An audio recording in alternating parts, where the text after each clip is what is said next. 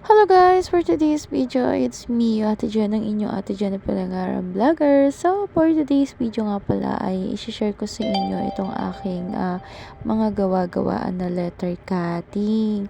So, ginawa ko to ay nung April mga 13. Kasi nga, magpa-birthday yung tito namin na kanyang 52 birthday. So, pwede naman akong bumili ng mga banner, pero mas gusto ko na gumawa ng ganito kasi nga,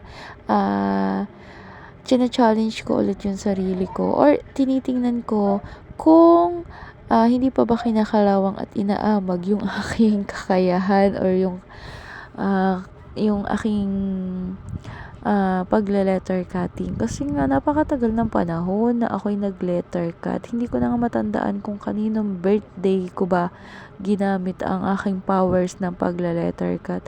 So, matcha-challenge ka dito sa aking ginamit na materials kasi nga, ay masyado siyang malambot. Which is kapag medyo ay napupunit mga ka-idol.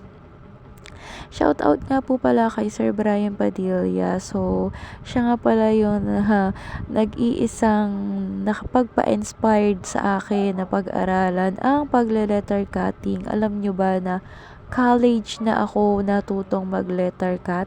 Kasi nga ako ay nag-aral at nag-graduate po ng Bachelor of Elementary Education, which is kailangan mo ng creativity. So, ito yung natutunan ko kay Sir Brian. Tinignan ko lang siya kung paano niya ginagawa yung pagle-letter cut. Kasi alam niyo mga ka-idol, every time na may event dyan sa aming school sa Laguna Northwestern College, ang SLRM, ang San Lorenzo Luis Montessori Center. So, meron silang elementary, may high school, at may senior, at may college. So, ayan nga, dyan ho ako nag-graduate. I mean, kami pala. So, every time na may event, sila yung mga nagagayak sa aming stage. Which is talaga namang napakaganda.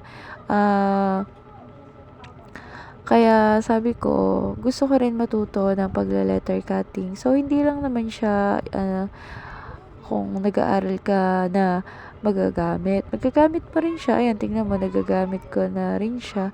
So, sa magtatanong or gustong makaalam kung bakit graduate ka ng college pero hindi ka naman nagtuturo kasi nga mga ka-idol nung panahong nag-aaral pa ako ay study pay later yung school namin.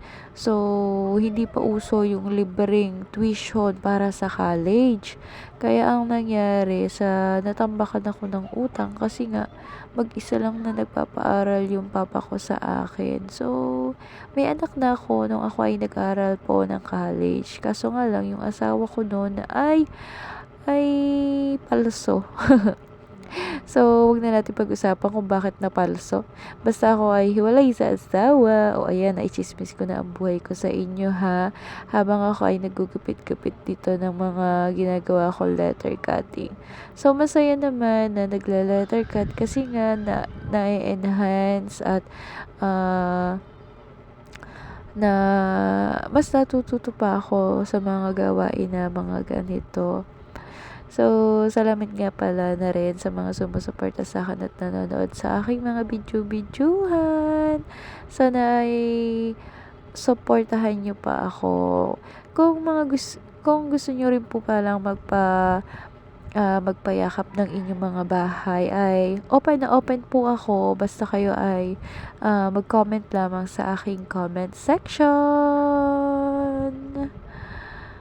Ano pa ba? Marami pa akong gustong ikwento sa inyo pero mentally block ako. So, ito na lang muna ang kwento ko for today's video. So, magkano ba ang utang ko sa school? So, nasa 90k mga ka-idol. So, wala pa akong pambayad kasi nga hindi na ako nakapagtrabaho kasi it's a long story. So, masyadong mahaba ang kwento ng ating buhay at gusto ko rin naman na maibahagi dito sa aking YT channel sa mga minsan na lang. Basta salamat po sa mga sumusuporta, nanonood, at mga manonood pa. So, subscribe nyo naman ako para naman updated ka sa mga video-videohan ko, sa mga ginagawa ko sa aking buhay. Yun lamang at salamat ng marami. Once again, this is me, your Ate Jen, ang inyong Ate Jen Vlogger.